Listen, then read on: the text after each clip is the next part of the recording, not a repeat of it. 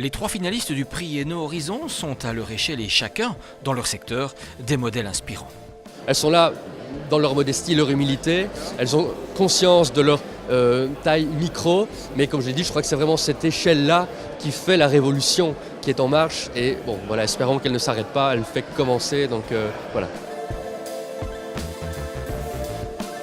Ils sont aussi convaincus par leur maturité et pour certains par leur déjà longue notoriété. C'est le cas de Coprosa, le modèle d'une agriculture paysanne qui dure depuis plus de 40 ans.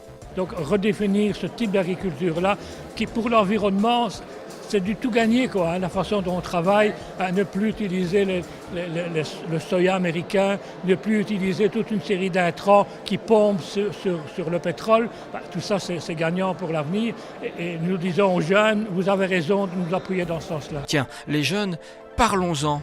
Si les choses bougent, c'est aujourd'hui grâce à eux. Ils se mobilisent pour dire stop et prendre des mesures concrètes. Et Eno Horizon leur donne également la parole à travers le prix des étudiants, ceux de l'UMONS, de l'UCL, de la Haute École en Hainaut et de la Haute École Condorcet.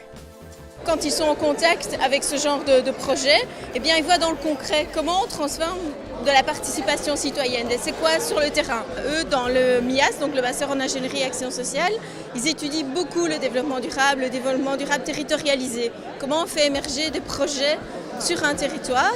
Eh bien là, on leur montre qu'il en existe. Repérer et valoriser ces initiatives durables qui orientent notre société vers un mode de développement plus soutenable, telle est la raison d'être de ces récompenses, soutenues depuis 2012 par la Fondation pour les générations futures. C'est l'exemplarité. Le but est de faire tache d'huile sur la province, de se dire tiens, que quelqu'un en voyant ça se dise tiens, je fais la même chose mais je le ferai peut-être autrement. Donc que ça soit des villes, des communes, des entreprises, des EFT, on a eu des musées, on a eu des écoles, on a eu pas mal de choses différentes, mais ça doit pouvoir faire essaimer, je veux dire, sur le territoire.